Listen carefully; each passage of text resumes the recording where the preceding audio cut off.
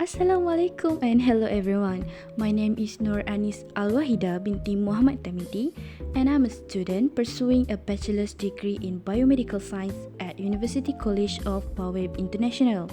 Today, I will be diving into a fascinating topic under our medical entomology subject, the important arthropod in medical, with a special focus on fleas. Fleas might seem like tiny, insignificant creatures, but they play a significant role in the medical field. Before we dive more, let's watch this short video to give you some information about fleas. Fleas are one of the oldest pests on the planet. In fact, primitive fleas were dining on dinosaur blood about 165 million years ago. And they're also one of the most abundant. Today, there are more than 2,500 species of fleas across the world, like the cat flea. Those are the ones you're most likely to find feasting on your dog or your cat. And then there are species like the human flea, which actually seek out human hosts specifically. And seeking is a flea's specialty. They can sense your breath, your warmth, and even the vibrations of your feet. And when they find you, they do what fleas do best: jump. According to one study, some fleas can jump nearly 100 times farther than the length of their body, which would be like an average man jumping nearly 175 meters into the air. The secret to their spring is a stretchy protein in their legs called resilin, and it works like a rubber band in a slingshot.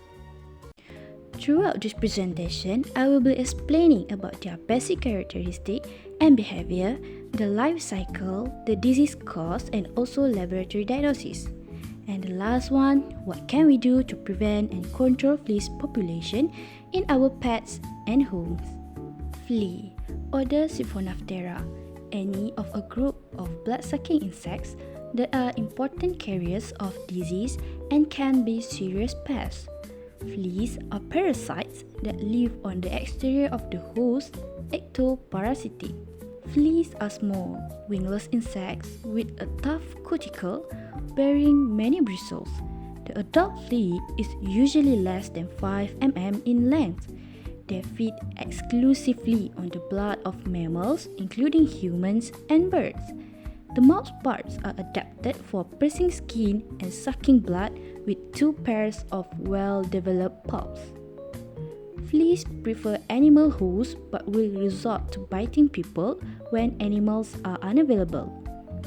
Adult fleas find hosts by detecting body heat, the vibration caused by movement, and breathing. Most fleas have 4 life stages, which include egg, larva, pupa, and adult. The life cycle of fleas can be very quick or last many months to years, depending on the environmental conditions throughout the life stages. Adult flea will mate and begin laying eggs in the fur and surroundings of the host. Eggs will hatch in 1 to 10 days, depending on environmental conditions such as temperature and humidity. Pearly white oval eggs are deposited on the body of the host animal. They are very small, measuring only 0.5 mm in length and 0.3 mm in width. Though tiny, the eggs can be seen by the naked eyes. After hatching from an egg, fleas enter their larval stage. Newly hatched flea larvae are 2 mm long, growing to a final length of 5 mm. They have 13 body segments, each sparsely covered with bristles. Larvae are free-moving and feed on blood and flea feces in order to continue their development. Within 5 to 20 days of feeding, the larvae will spin a cocoon and enter the pupa stage. The cocoon protects pupa from environmental conditions and insecticides or repellents for several days or weeks until adult fleas are ready to emerge. Adult fleas will not emerge from the cocoon until there is a clear presence of a host, such as movement or body heat.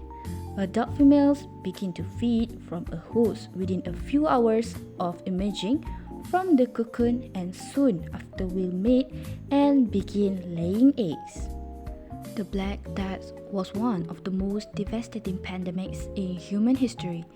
Between 1347 and 1351, it wiped out 30 to 50% of the entire population of Europe. And if there's one animal to blame, it's likely infected fleas, making them one of the deadliest insects in history. So, we're gonna discuss about the disease caused by flea. The first one, bubonic plague, a disease that affects humans and other mammals. It is caused by the bacterium Yersinia pestis. Humans usually become infected through the bite of an infected rodent flea or by handling an infected animal. Murine typhus, a disease caused by the bacteria Rickettsia typhi. Infected fleas bite a person or animal. The bite can cause a wound. Fleas poop when they feed, contains the bacteria which can be rubbed into the bite wound and cause an infection. Cat scratch disease. It spreads to human most often through the scratch of a domestic cat that has been infested with Tenocephalides felis flea. The germs that causes the illness is shed in the flea feces and are introduced through the cat scratch. Flea-borne parasite. Your pets, either dogs or cats, get Dipylidium tapeworm by swallowing a flea infected with a tapeworm larva, often while grooming themselves. People get Dipylidium tapeworms the same way dogs and cats do. Most reported cases are in children. Next, we move to the laboratory diagnosis of the disease cause. For bubonic plague, diagnosis is made by taking samples from the patient, especially blood or part of a swollen lymph gland, and submitting them for laboratory testing. If plague is strongly suspected as the cause of illness, antibiotic treatment should begin as soon as samples are collected without waiting for the final results. For the murine typhus, diagnosis is made by taking sample from the patient, especially blood and skin biopsy.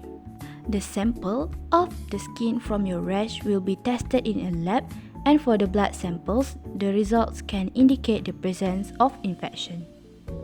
For cat scratch disease, diagnosis is made by taking a sample of your blood to test for Bartonella henselae bacteria presence. For a physical exam, where they will look at your scratch or wound, rash or bumps, and feel your lymph nodes. For flea-borne parasites, most infections in people are diagnosed clinically. Diagnosis is made by looking for the tapeworm segments around a person's anus or in their feces. Stool examination will be done to look for eggs or tapeworm segments. Now, of course, fleas no longer kill millions of people, but as it turns out, they still transmit plague. They are still a nuisance and they are still incredibly difficult to kill. But if you do see one or two jumping around, you definitely should try to get rid of them. Fleas are seemingly impossible to get rid of, but don't rush to spread poisonous toxins all over. And here's what you can do. First, identify the source, and if it is your pet, treat them with an insect growth regulator like lufanuron. Treat pets for fleas year-round in order to kill adult fleas and prevent new ones from hatching. Sometimes you need to talk to your veterinarian about flea control products that are right and suitable for your pet. You also need to cover your skin with long sleeve clothing and pants to minimize exposure to flea bites. Always wear gloves if you are handling sick or dead animals, especially with the stray cats. Next, clean up your house. Repeatedly vacuum or sweep your floors, your carpets and rugs, as well as cushions on chairs and sofas. Other than that, toss any bedding into the washing machine, especially pet bedding, frequently with soap and water, and make sure to dry it at high heat. And yeah, we reached to the end of the discussion. I appreciate your attention and hope you found this presentation both informative and engaging. If you have any questions or thoughts, feel free to share them. Thank you for watching and have a great day!